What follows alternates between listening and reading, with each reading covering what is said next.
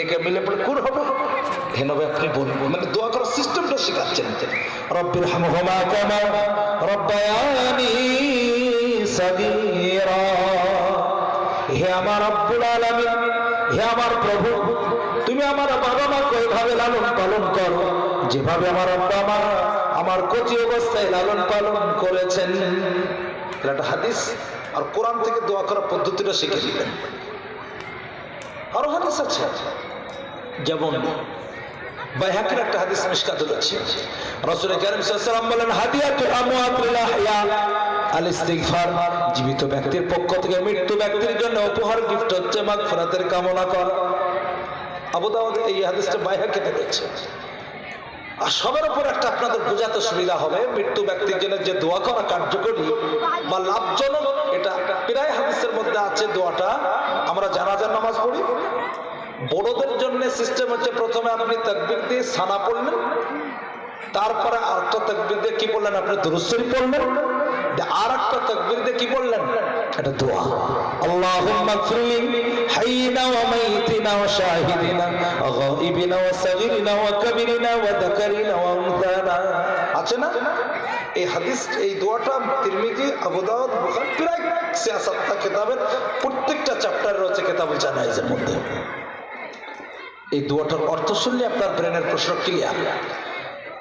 মানে এই জন্য আপনাদেরকে বোঝাতে হচ্ছে, কেউ কেউ আমাদের মধ্যে আবার এমন একটা রাস্তা খুলে দিয়েছে যেটা আবার এই হাদিসগুলোকে অস্বীকার, যে মরাগুলো থেকে আর ঘাস খায় নাকি তাই বলে।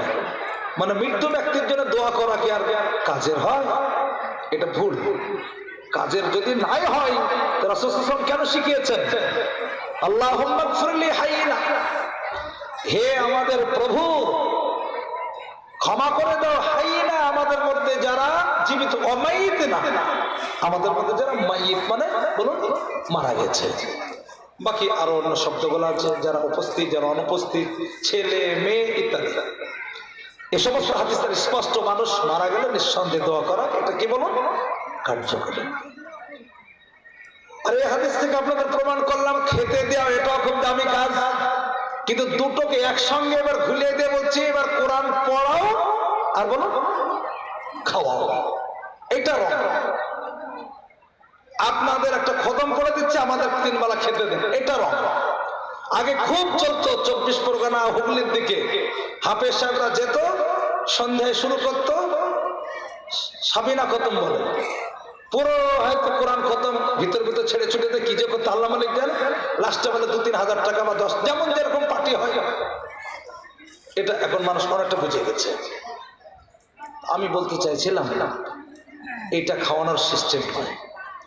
আপনি কাউকে ভালোবাসেন, মারা গেল, দোয়া করলেন, একবার সূরা ইখলাস পড়লেন, সূরা ফাতিহা পড়লেন, এক পারা পড়লেন, হাফ পারা পড়লেন, সূরা ইয়াসিন পড়লেন, যতটুকু পড়লেন আপনি দোয়া করবেন, নিঃসন্দেহে কাজে লাগবে। এমন নয় যে আমরা এক পারা কোরআন পড়ে দিলাম এবার খেতে দাও, এই বেটা যে খেলো এরও কোনো রকমের কাজ নাই, বরং গুনাহ। আর যে পড়ে খাওয়ানো তারও কোনো লাভ না। এতে কি জায়গা পেয়েছে?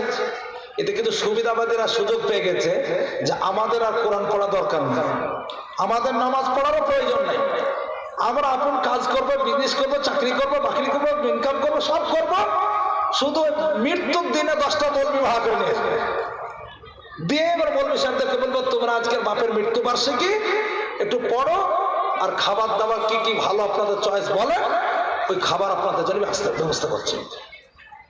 অত সহজে যদি জান্নাত পাওয়া যেত, জীবনে কোনোদিন বড় লোকেরা জাহান্নামে যেত না।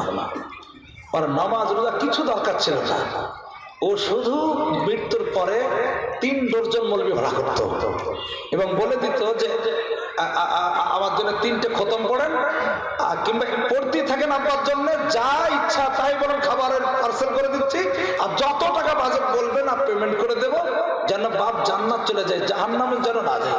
যদি না যায় তাহলে খবর খারাপ আছে, দরকার আরো লেবার বাড়ি নিতে হচ্ছে, দরকার আর একটু এমন বাড়ি দিতে হচ্ছে। এই কথা কি বলছি বুঝতে পারছেন তো? এটা সিস্টেম নয়, সিস্টেম গরিব, অসহায়, দরিদ্র, যারা জীবনে কোনোদিন মিনিকেট চালের ভাত, রসমালাই, তৃপ্তি ভোগ, কালাকান কোনোদিন দেখে না, সত্যিকার গরিব, 3 দিন কোন ফ্যাক্টর নয়, 7 দিন কোন সিস্টেম নয়, 40 দিন কোন এরকম কোন নমুনা নেই।